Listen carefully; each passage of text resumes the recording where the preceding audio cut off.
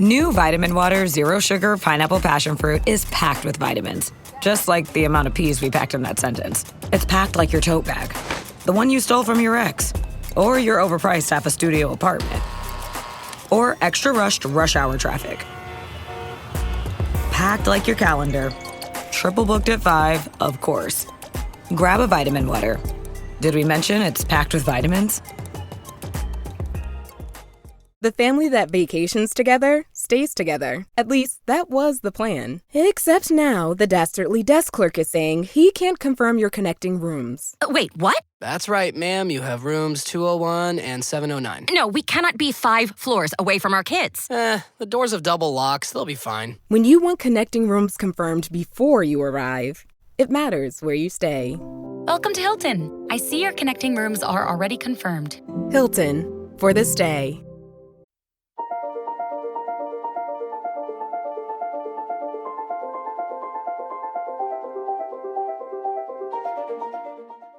Hello, my name's David Runciman, and this is Past, Present, Future, the History of Ideas podcast. Today, as part of our series about how democracy could work better, I'm talking to Hannah White, who's the director of the Institute for Government, and we are discussing the legislature. Why has democratic lawmaking become so fraught? And how might parliamentary politics be improved? The episode that you are about to hear is focused on UK politics, and I'm very conscious that we have many, many listeners who are not based in the United Kingdom. We're going to be talking about the legislature and the difference between legislative and executive politics. I think most people are familiar with that distinction, particularly in relation to the United States. The executive is the presidency, the legislature is Congress. In the British case, when we talk about the legislature, we mean Parliament, and Parliament includes the House of Commons and, as you'll hear in just a moment, the House of Lords. The executive is the office of the Prime Minister and the rest of his or her, at present it's his, government, the ministers, not the MPs.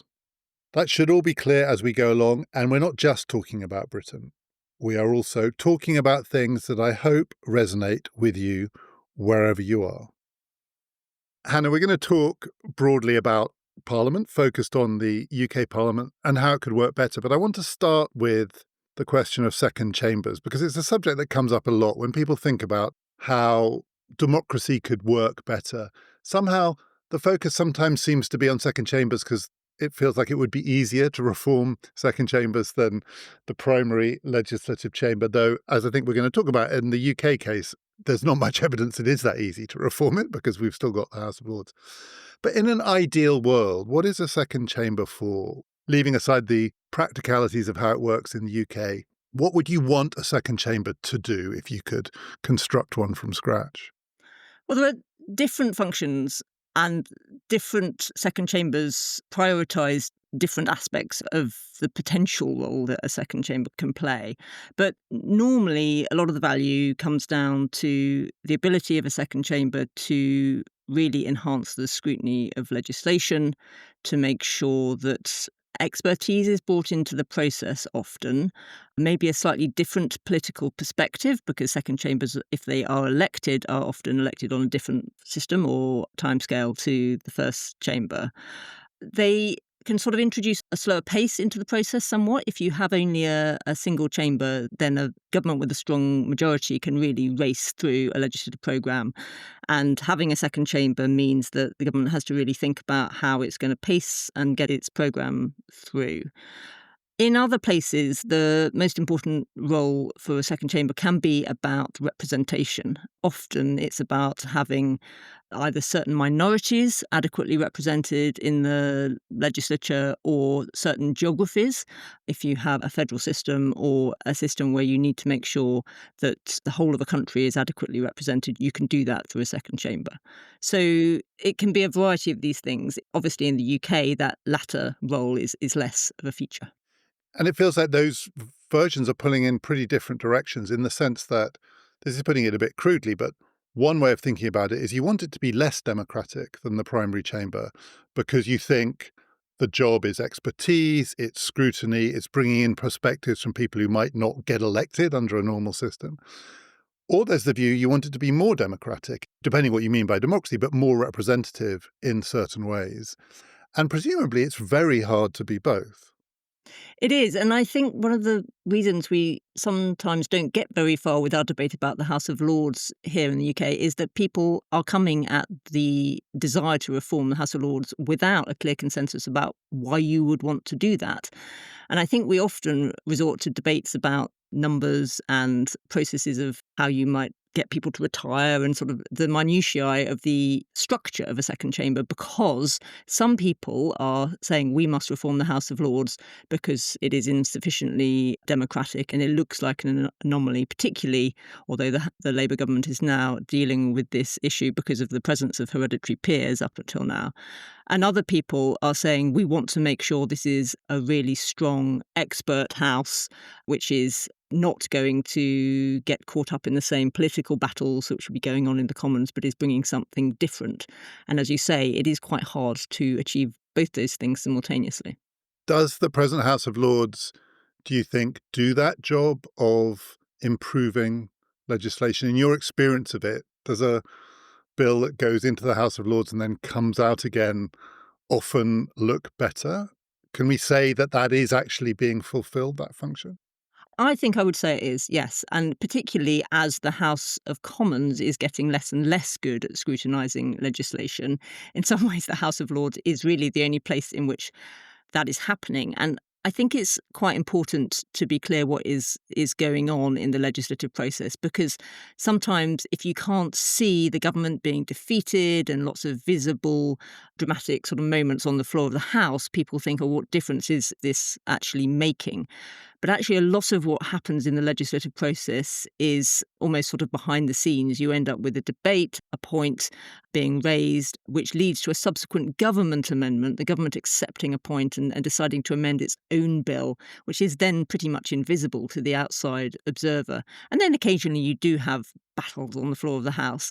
And I think a really important role that the House of Lords does play is just occasionally, and it's a sort of a relatively big bazooka to be brought out when they really feel strongly, but occasionally really pressing the House of Commons to think again about something that wouldn't happen if you didn't have a second chamber. There can be something which is a sort of emerging as a debate when a bill goes through the House of Commons, and then the Lords will pick up on it or might pick up on something that wasn't even thought of in the House of Commons and send amendments back to the Commons and say, did you really mean this? I mean, maybe you did, and you are the elected House. And at the end of the day, if you really meant it, then that's how the bill should be. But we just want to give a chance for that debate to develop, for you to read the expertise that the House of Lords has brought to this and potentially think again. And I think it is really important to have that role. And for me, if we are to reform the House of Lords, that would be the thing that I wouldn't want to lose. We're going to talk about why the House of Commons has got less good at getting legislation right. But what you just said there is really interesting in the broader perspective of this and thinking about democracy and how it works and how it could work better. My sense of the House of Commons is that there's an ideal version of a representative assembly in which the debate itself, the exchange of views on the floor of the assembly, is where ideas get threshed out. And I think it's fair to say that doesn't happen, when I've been watching anyway, doesn't happen very often in the House of Commons.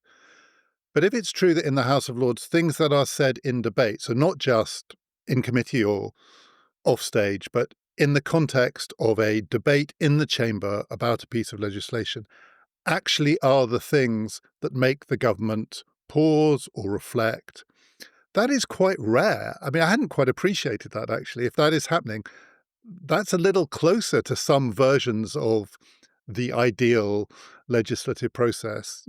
John Stuart Mill in the 19th century had this naive faith that somehow if you got people together in a chamber, in an actual legislative chamber, the exchange of ideas would spark new ideas. Are you actually saying that that does happen in the House of Lords? Because if it does, that's a big plus. I think it does happen. I'm not saying it's happening day in, day out on every piece of legislation, but there are real experts in the House of Lords. There are senior lawyers, judges, former civil servants, and politicians who have real expertise to bring to bear. And I mean, there are constraints on what the House of Lords can achieve. They're not allowed to do detailed scrutiny of money bills. If there is a big and complex piece of legislation going through, in practice, the House of Lords has to pick its battles and has to sort of come to some sort of consensus across the different parties. And of course, no party has an absolute majority in the Lords on what the key issues are that they're really going to challenge the Commons on. And sometimes if you have a very broad and wide-ranging piece of legislation, that means that really important things don't get much scrutiny because the Lords has to focus in on the things that it really thinks it wants to make a point to the Commons about. But I certainly think that there are examples of this. Actually, if you're just watching, what comes through on the BBC and sort of looking superficially, you miss quite a lot of what can happen in terms of legislation being made better. But it does also rely on the government to have the right attitude to Parliament, I think, because sometimes, and arguably increasingly more recently, you have a government that comes in and says, well, we have a majority in the House of Commons. We're just, we're not interested in anyone amending our legislation. We just want to push it through. And we have the legitimacy to do that. A sensible government, I think, takes the attitude, if we miss things when we're passing laws and further down the track we're trying to implement legislation which actually isn't workable or problems come back to bite us, actually wouldn't we rather know that and have that pointed out to us by an eminent member of the Lords than just assume that any amendment coming back from the Lords and taking more time on the floor of the Commons is an annoyance and something to be avoided. Given that in the House of Lords, as you say, there isn't a party with a majority, it's structured that way, does it offer any kind of glimpse of what a politics might be like if that were true in the Commons as well? So say after a reform of the electoral system, so that we had a version of PR in which it was very unlikely that any party would have a majority. Does the House of Lords give any sense of the ways in which politics more broadly would be different, or is it so much its own thing, not least because most of them aren't professional politicians, that it's not really a guide to that?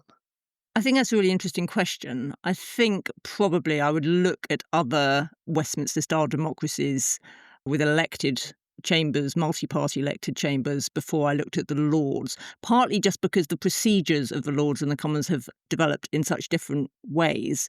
It's much more informal, the procedure in the Lords. And part of the reason I think the Commons has struggled when we've not had a strong majority outcome from an election is because all its procedures are geared towards dealing with a binary outcome.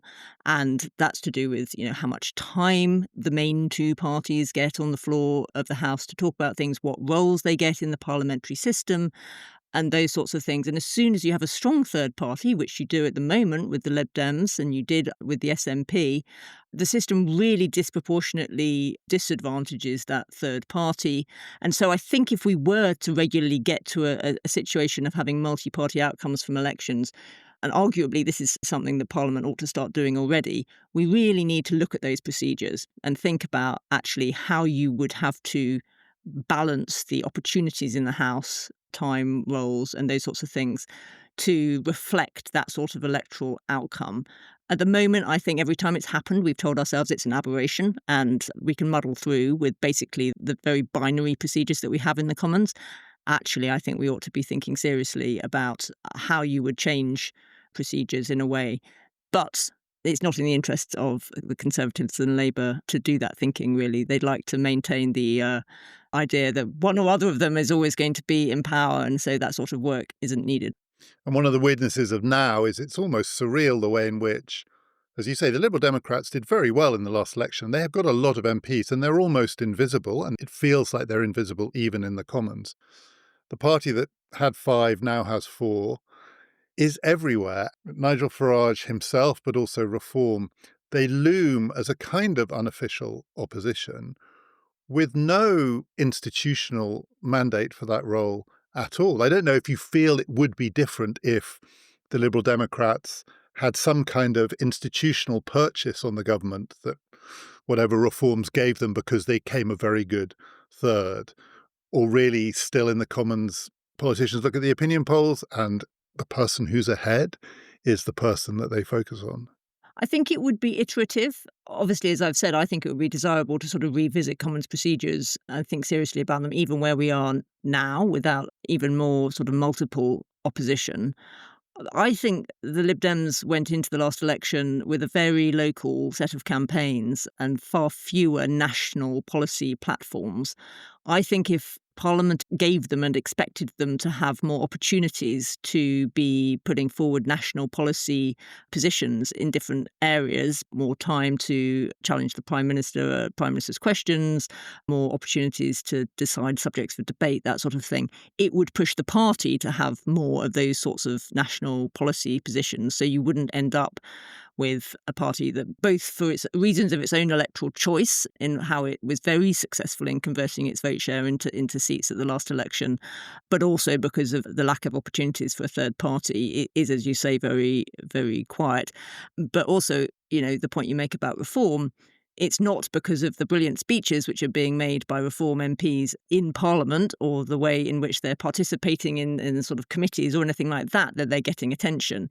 It's the way they're in the media. And as you say, I think that is a conclusion of both novelty, but also where they are in the polls and the fact that that's where the media's decided the interesting story is. And that's, of course, also because the Conservative Party has been relatively quiet in terms of its policy platform, because Kemi Badenoch has said that she's wanting to take some time to develop that and really hasn't been very visible herself. Before we talk more broadly about the role of the Commons and indeed legislatures in general relative to the power of the executive, one more question about the House of Lords, which is not so much about the Lords itself.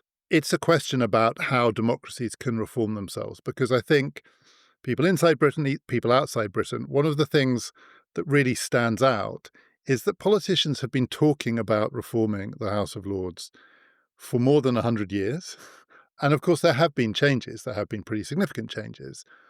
But it looks almost impossible to do it in the way that the politicians talk about doing it when they are in their enthusiastic, we must reform this institution phase.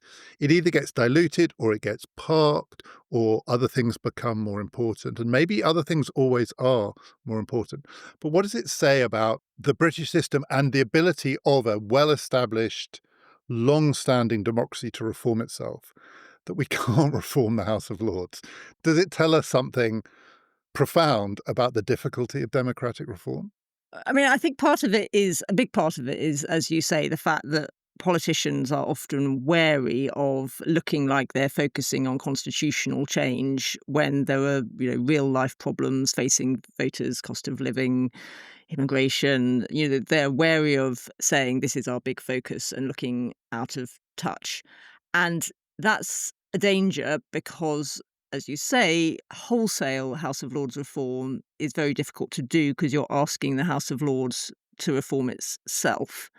And it's important to say that there are lots of members of the House of Lords who are the strongest advocates for reform of the House of Lords. It's not that they're all turkeys refusing to vote for Christmas, but the real problem, I think, and we touched on it at the start, is that there is just a lack of consensus about what a reformed House of Lords should look like, what its role should be, whether it should be elected or appointed.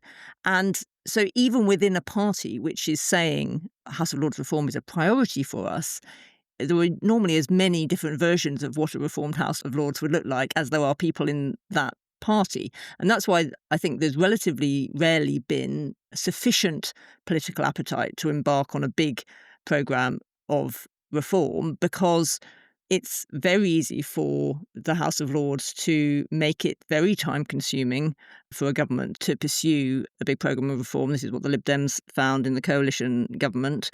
We've seen it with the Hereditary Peers Bill going through at the moment. It's been really, really slowed down. Arguably, that's a relatively minor reform. But a government has to accept that if it's going to try to do Lords reform, it's not going to be able to do lots of other things which are going to be important to its electorate. And so that is very well established that it's hard to do. And so you have to really have strong political consensus that you want to do it, that you know what the outcome is, that outcome is worth securing, and the time to do it. So it's normally then seen as a second or third term issue.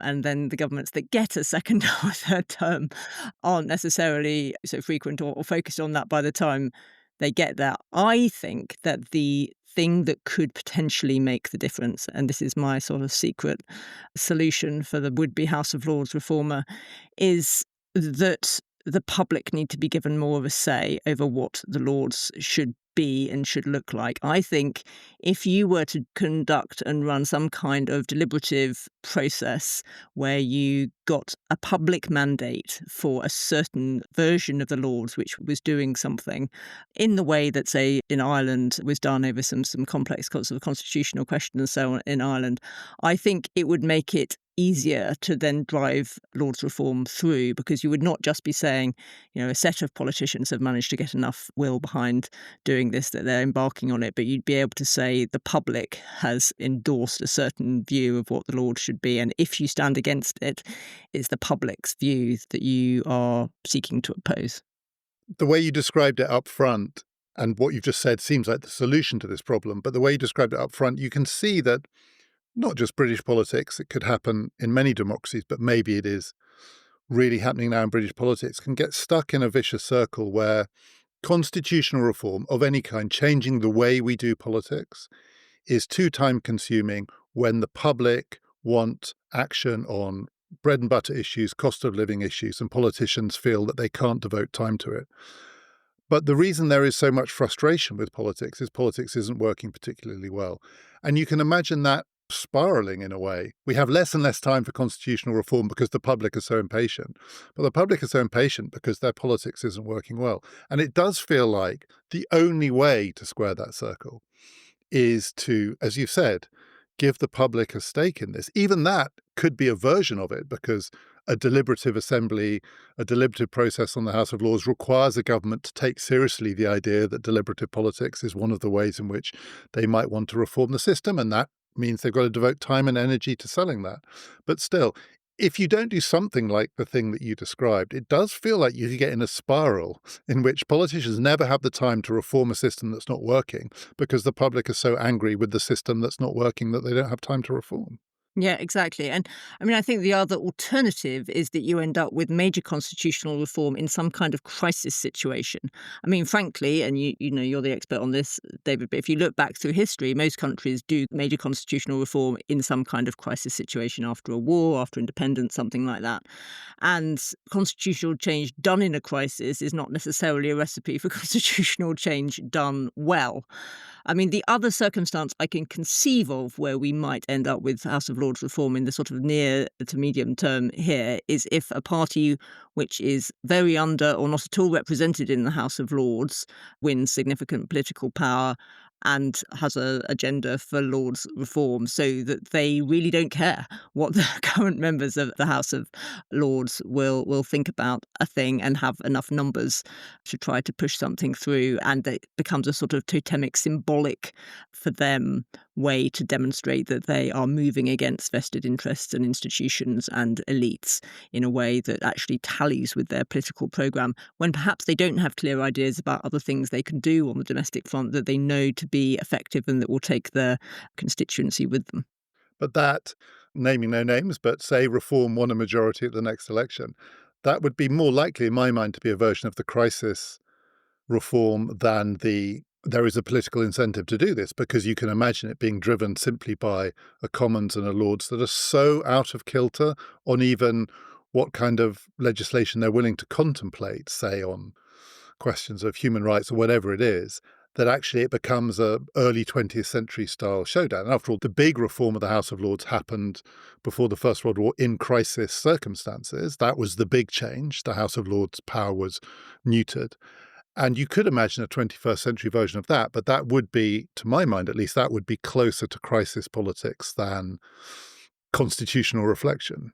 Yeah, I agree. And I think that's why, and this applies to both to the Commons and to the Lords, it is really important that members of both houses really take a step back and think seriously about what the public thinks about them.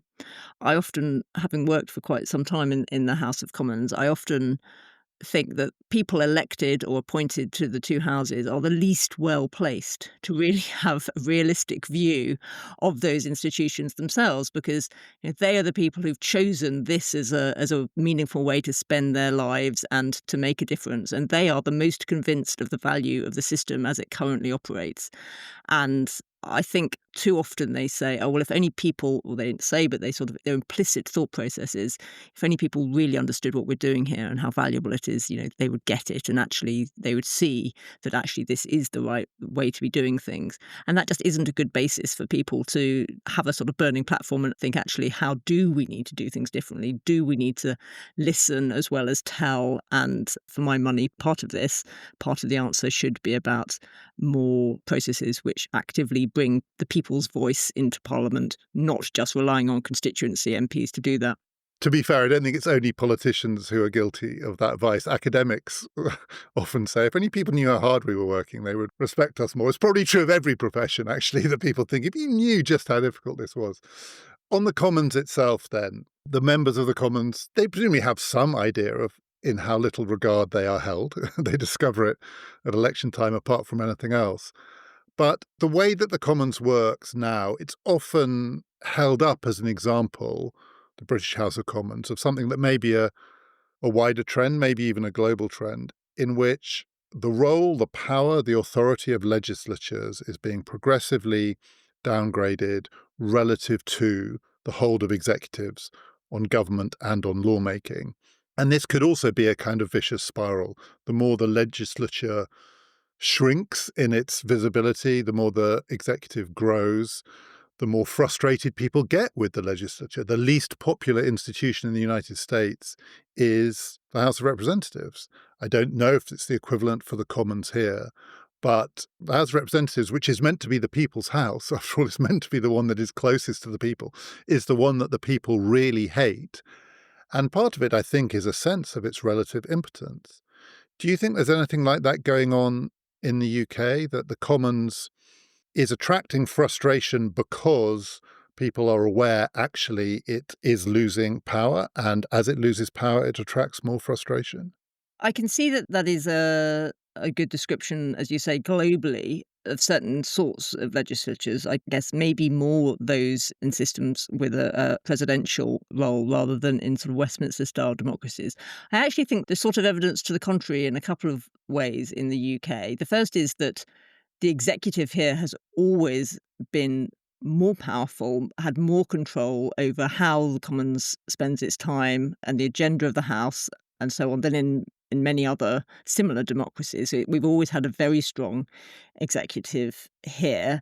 And then if you look at, and I think it's significant to consider for the UK, both the Brexit process and the COVID process were time-constrained situations in which it was important to have a powerful executive that could get stuff done.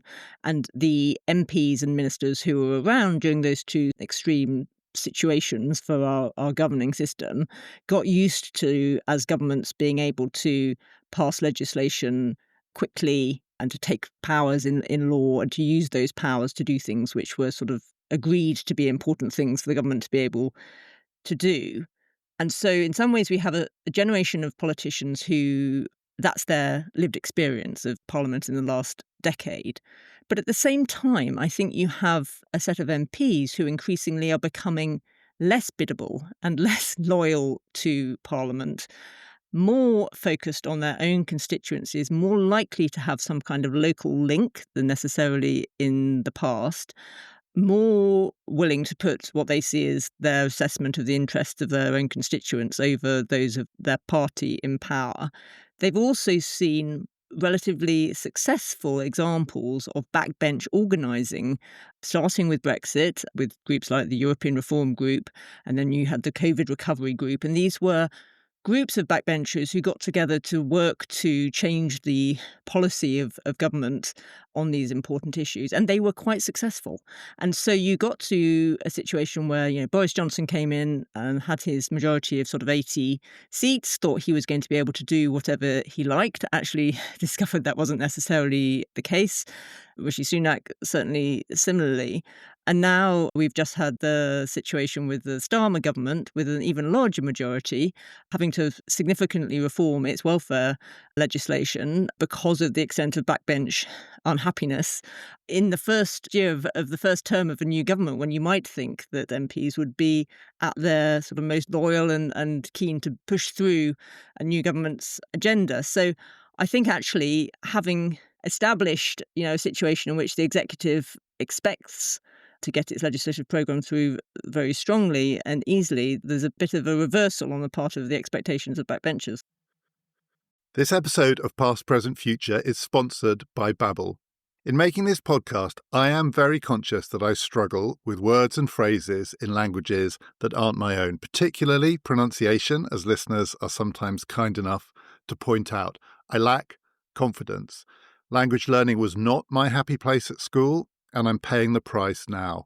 What I need is Babbel, language learning that makes a real difference when you're travelling abroad, in professional settings, help with pronunciation. Babbel use real-life conversations for real-life situations.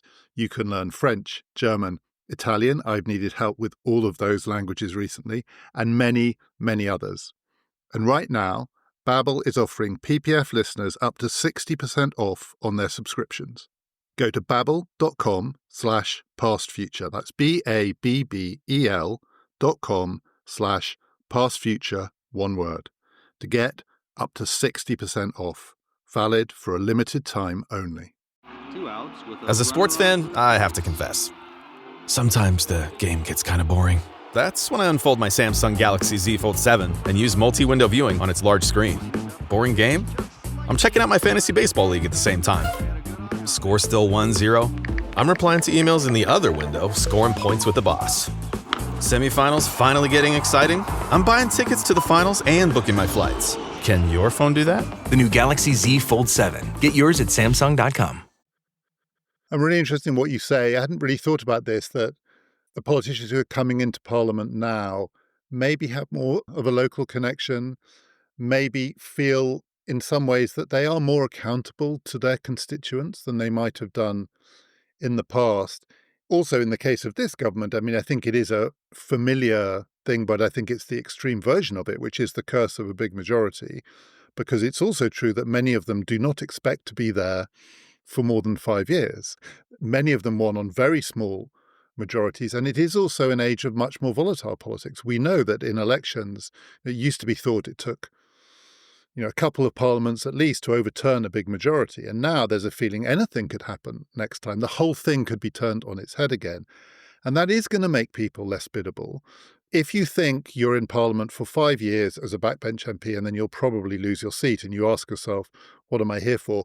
You will answer, as I believe many of them did, I'm not here to gut welfare provision. I'm not going to have that on my conscience because it's not what I came in to do. For my 5 years, I'm going to serve my constituents as best I can. So it feels like some of it is structural, to do with a system that can produce these big majorities. But some of it must have to do, and these things are probably connected to the more local representation, with the intense volatility of our politics now and the ways in which it can turn very quickly. I think that's right. And I think the other factor for the new generation of Labour backbenchers is that Keir Starmer is sensibly, in the view of the Institute for Government, in terms of the sort of consistency of government, not having a lot of reshuffles. Their potential alternative career of hoping for ministerial preferment doesn't look like there's going to be lots of opportunities for that. And there are some talented people who've come in and won those seats. But if they don't think that they're necessarily going to get to have a ministerial career, then why not make a name for yourself on the backbenches and be willing to stand up for your principles? And if you don't necessarily, as you say, you can't rely on the idea that your party is going to have a second term either, let alone what happens to your own seat, then you want to make sure that what happens in the Parliament in which you are present is in line with what you're trying to achieve. So I think for governments now, there is a sense in which they really need to reflect and adjust to this reality for backbenchers and think about that when they want to legislate. They can't just assume that they're going to get things through. They have to do the sort of legwork, the groundwork, and to make the case for the things that they want to try to do, and to do that in a way which is persuasive for their backbenchers, rather than just hoping that because they have a large majority, they can get things done. The example of Brexit is interesting because it does cut both ways. As you said, through Brexit, there was a real premium on executive action. It was time constrained. It placed a great focus on what the Prime Minister would do. At the same time, there was a period of, 2.5 years in which Parliament in some ways was the most powerful it's ever been in my lifetime because it was stopping anything from being done. But Parliament's assertion of its power in that case was a kind of veto power. I mean, government ground to a halt, not completely, but partially, because there was no majority in Parliament for anything. Famously, people tried and they cycled through the options and no one could get a majority for any, however bizarre, the sort of combination of things that were put together. And so the way in which the Commons asserted itself and in some ways, I think, put itself forward in the public mind was as a blocking institution. And maybe this is wrong, you might tell me this is wrong, but I feel like what happened with the welfare bill was a bit like that in a way.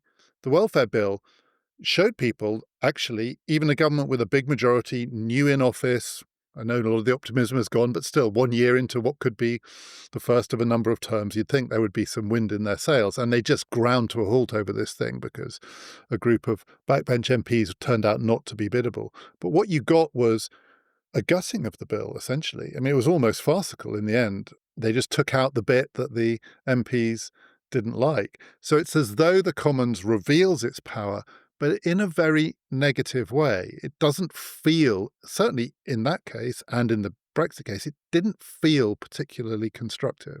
That may be too bleak of you, but I suspect in the minds of the public, I'm not a million miles out of step in saying that. No, I think that's largely fair. And I think with Brexit, it was a veto power until the very last minute when actually Parliament ran out of public will for its inability to provide an alternative answer. And in the end, you had the legislation giving effect to the Brexit deal gone through both houses of Parliament in 24 hours because the time ran out and the government could get its way off the back of Boris Johnson having won an election, off the back of the public just being sick of the stasis, as you say. But I think that also comes back to something we discussed earlier about the problem of Parliament's processes being built around the binary. The fact is, Brexit was a big and complex issue. Apart from the shall we stay or shall we go, once you got into what kind of Brexit, actually its procedures were really poorly equipped to enable MPs to have a debate and decide on multiple different options. They ended up having to have a sort of a series of these alternative binary votes, and that's just not a good way to reach an outcome. So I think you're right. And I think in the current situation, with the welfare bill, this was exactly MPs saying, well, we're not comfortable with this way of saving money, but being able to do that in a context in which they don't have to come up with, as Rachel Reeves now does, an alternative way of finding the money that they also want to be invested in public services and all the other priorities that they do have for spending money. They were able to successfully stop the government making that sort of cut. But I think Keir Starmer and Rachel Reeves could be forgiven a degree of frustration for thinking, well, what is the thing that we're going to be allowed to do which enables us to make those spending increases which we want to make? So is it the case that the House of Commons is just not well equipped as it currently functions to deal with complicated questions that require, as you say, multiple options? And if that is true, how could it be reformed to do that better? And related to that, what is the real problem here? Is it the volume of legislation? Is it the pace? I mean, government does so much now, and there is so much happening at once. And also there are so many time pressures. Is the Commons overwhelmed by the things that are expected of it? I think one problem, in my view, is that for governments, the answer they reach for is often legislation when they don't necessarily need to legislate to do the things that they want to do. But legislating is a big visible way of putting down a marker. This government is doing something about X, whether it's stopping the boats or dangerous dogs or whatever it is. And so there is a sense in which less, better considered legislation and actually, the important thing about legislation really is not what happens in Parliament at all. It's about what you do to develop your legislation before it gets to Parliament, who you've spoken to, what processes you've been through, and whether you've built consensus around sort of certain policy ideas that can be refined in Parliament, but really Parliament is the final stage of the process. And, we have a lot of backbench MPs who have lots of experience they bring to bear from their constituencies, from their former careers, who are available to be consulted by government before the moment at which they're appearing and popping up in the House of Commons chamber. So I think a bit of a reassessment from government about where they put the balance of their effort in terms of engaging MPs would probably help. I do think that we ought to be looking around at other parliaments and the procedures they use in contexts where they have a more plural opposition for reaching decisions, reflecting on whether our procedures, although they have a long history and are often looked to as the epitome of parliamentary procedure because the books we have about it are very long and the precedents are many, are necessarily equipping us, as you say, for the situations we're now in, where we have lots of big thorny issues which are long-term, intergenerational, international, and aren't susceptible necessarily to simple binary answers. And it's not just about Parliament's ability to legislate, it's also about what are the other things Parliament is there for. It's to scrutinise policy implementation, what's happened in Parliament after the fact, because then we can, and select committees can be very good at that, at looking back at what's happened and how things could be done better and feeding those lessons back into government. It's also just, the literal parliamentary function of providing a forum for debate about things, which doesn't have to be linked to a direct policy outcome, but can be, really important things. You could have seen a process for the assisted dying legislation where more of those sorts of debates were had in Parliament in a way that felt meaningful for people before legislation was introduced. And there's all sorts of reasons why it was introduced in the way that it was. But I think, there were multiple functions for Parliament, and just seeing it as a sort of legislative sausage factory is to diminish its potential value. And Parliament needs to reflect on what the public sees as its value if it is actually to be continued to be seen as a useful part of the system. I'm sometimes struck by those debates like over assisted dying, where commentators often say, well, we're rude about Parliament a lot of the time, but occasionally it rises to the occasion, or at least some of the speeches rise to the occasion, or this is one where you realise that these are serious-minded people and some of them are extraordinarily eloquent in articulating a point of view, but they tend to be rare, one-off and very curtailed events. It doesn't feel like this is feeding into anything. It's almost like a showpiece. It happens every now and then. It sometimes happens when they come together to pay tribute to someone who's died or something like that. And it feels like it's a vision of an alternative kind of assembly where the quality is often very high and then it sort of goes nowhere.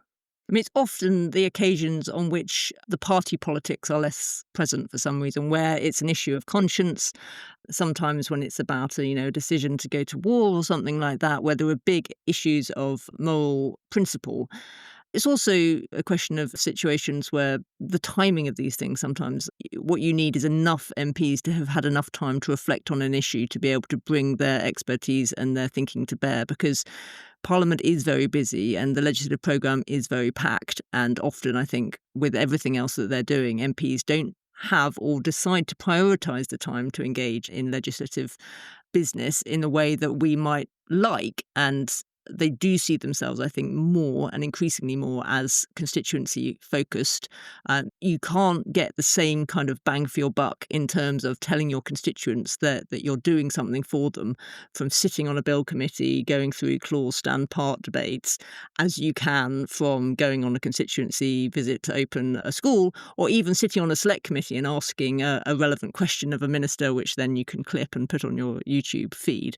So it's relatively low reward for MPs, and therefore I think fewer of them now than in the past think of it as, a priority in terms of their activity.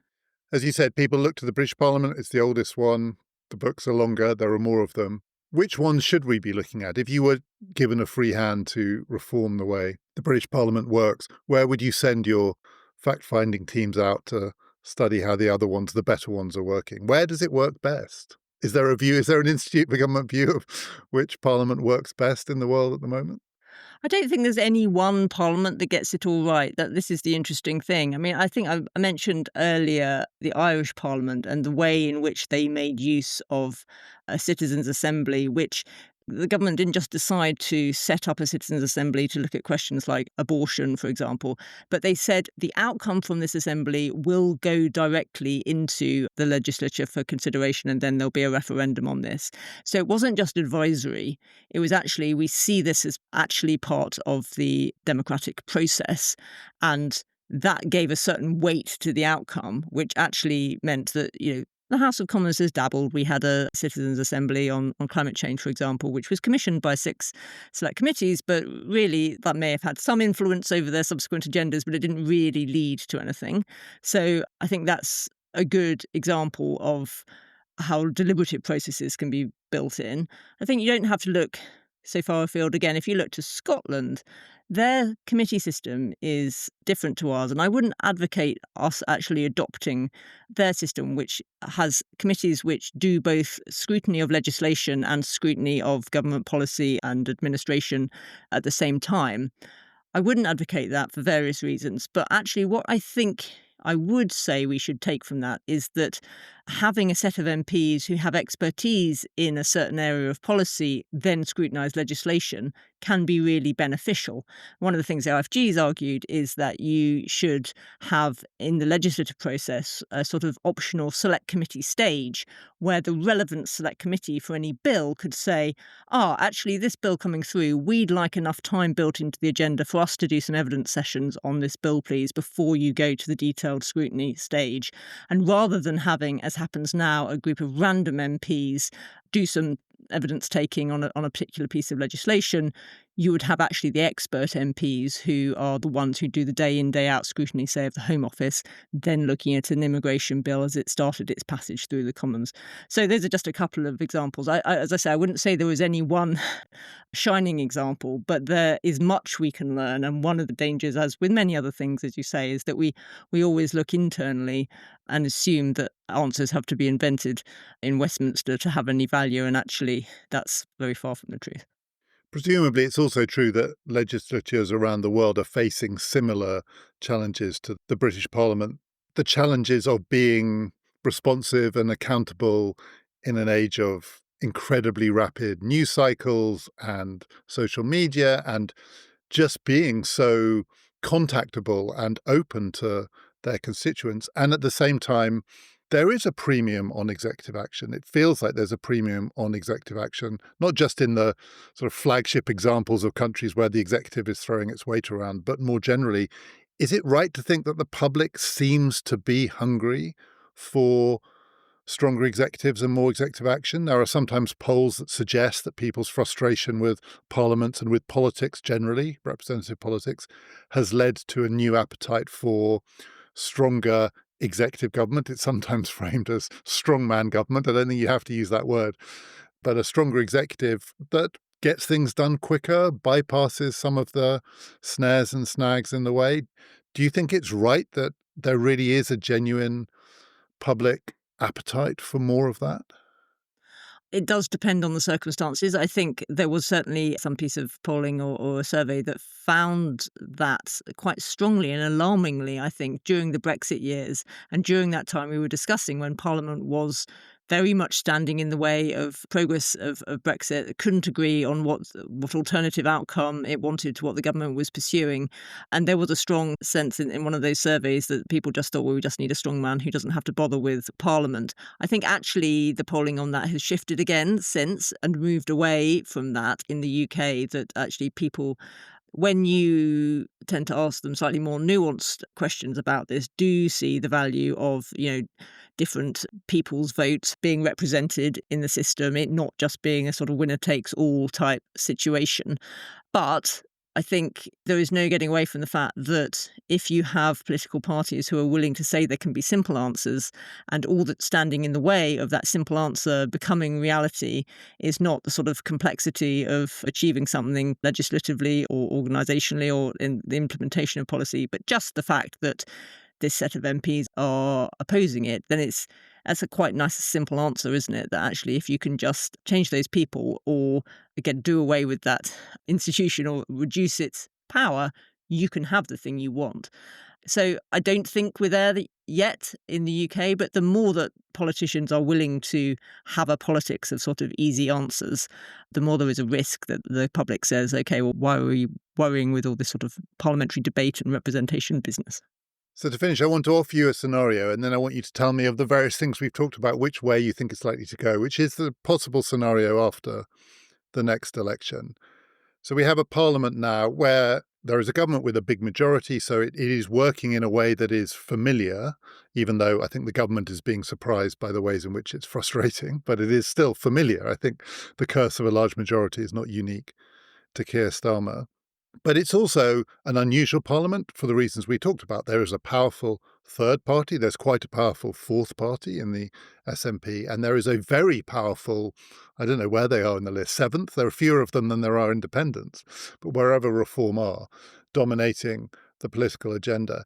And it is possible to imagine after the next election that the public return to Parliament an almost ungovernable configuration of many different parties. So say we got a scenario after the next election in which Reform had the most seats but not enough for a majority. Labour and the Conservatives have been reduced to a kind of rump, each of them 140, say. Still strong Liberal Democratic presence. Corbyn's new party, there aren't many of them, but a few more of those independents speaking for very local constituencies, weirdly on very international questions, because that's what those independents are. The Greens might have done better. Who knows? A patchwork nightmare for someone trying to form a government. And under those circumstances, there are all sorts of different responses, one of which might be, this is a time, it's a bit of a crisis, but it's not the end of the world. This is a time to really rethink how we do this. Should we take this as the new future and think of what government would be? Either we've got to reform the electoral system, or we've at least got to reform Parliament so that it takes account of all of this variety. Or do you think that might produce even more impatience for someone just to take charge and get something done? And it feels like there might well be a test of these questions coming up, which is the same situation might both be the opportunity finally to reform some of this and get a grip of it. Reform not in the sense of the party name, but change the way that Parliament works, make it work better. And at the same time, it might be under conditions where at least one politician, Nigel Farage, is saying, I need more power. Here I am, the people want me, the public have voted for me, and I'm just being completely stymied by this institution, and might just keep calling elections, might just keep triggering elections until he gets that. Feels to me like we could be heading to a point, not something terrible or apocalyptic, but where these two things are really in tension in the same institution at the same time. Are we going to try and make this institution work better? And can we do it under conditions, because it's clearly not fit for this situation, under conditions in which that drumbeat of make me Prime Minister and I'll stop the boats is getting louder and louder? I mean, I think, as you say, it's an entirely plausible situation. I think, to give the boring answer, the highest likelihood in our current system in that sort of situation is that a largest party leader, Farage, would call another election and you would get a slightly clearer outcome once people saw. So either he would then up his numbers to something closer to a proper minority government or even a majority government sort of situation. Or one of the other parties would manage to either, having people seen the outcome of the previous election, make a different case that was more successful for them, and you could end up with enough numbers to form a coalition or something like that. So I think the most likely situation is you would end up with further elections. I think trying to do the sort of quite complex constitutional change you would need in the circumstances of a genuinely fractured House of Commons would be pretty hard, particularly if the largest party was saying, this is about giving us more power to get our agenda through. Actually, what they would be saying is, let's maintain the status quo largely. I mean, that said, in COVID, Parliament actually showed that it could reform its procedures in a crisis, but that was when there was very strong consensus about what the national interest was in terms of keeping a parliament going, rather than trying to reform things in a way which would balance in an appropriate way the different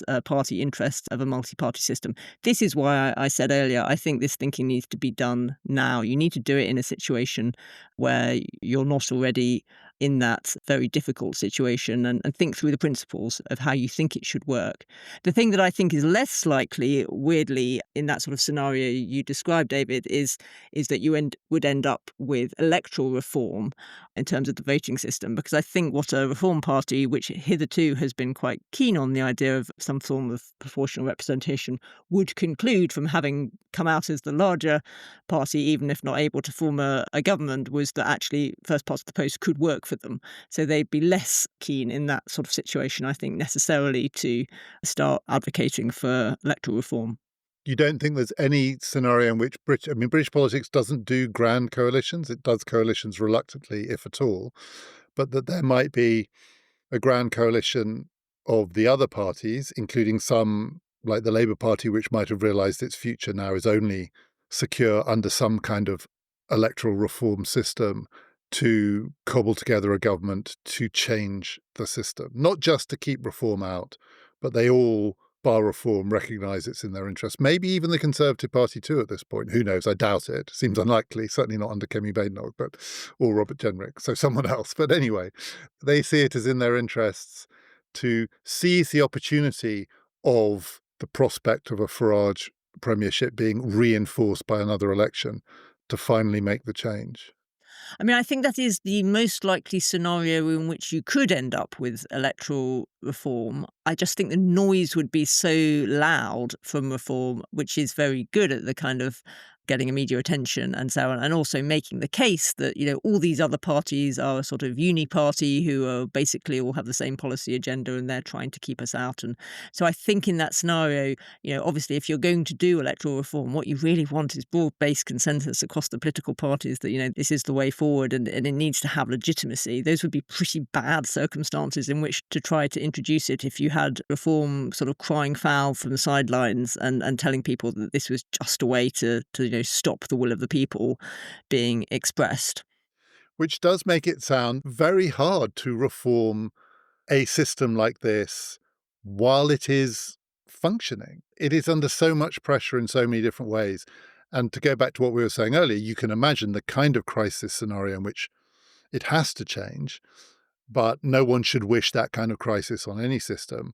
When it's just trying to work or work better, it almost feels like the pressure of working better in a way that meets public expectations makes changing the way it works almost impossible.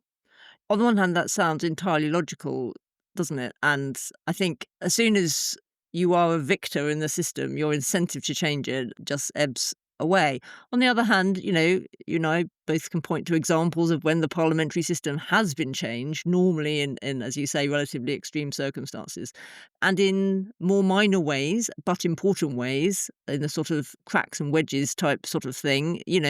Select committees now much better and more effective than they were pre-2010, I would say, more effective at their role. For example, we've got topical questions and debates, which, if you look back, there was a real critique that everything Parliament talked about was, a month out of date. But now they've made the change that actually you can talk about the thing which is the subject of the day, and you can have your emergency debates and these sorts of things. So small changes do happen. And actually, in some ways, Parliament is constantly reforming itself in small ways. It's just some of the bigger, more systemic questions and points of principle, which we've been discussing today, which do feel very hard to achieve if they're not in the interests of the people who actually have the power to achieve them.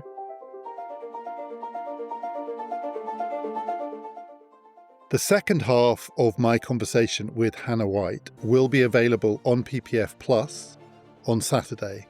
And we are going to be broadening the topic out, not just from Parliament and the legislature, but to government as a whole. How can democratic government be made to work better, think longer term, get less bogged down, do its job? If you would like to get that episode, all you have to do is subscribe to PPF Plus. You know how. Go to our website, ppfideas.com, or click on the link in the show description. That episode, all of our previous bonus episodes, all of our future bonus episodes will be yours, along with ad-free listening. Next time in our regular slot, we are going to be picking up on an idea that Hannah White mentioned at the end of the conversation that you've just heard. The idea of citizens' assemblies. I'm going to be talking to Claudia Schwalitz of Democracy Next about how citizens' assemblies work and the ways in which they could make democracy work much better. Do join us for all that. This has been Past, Present, Future.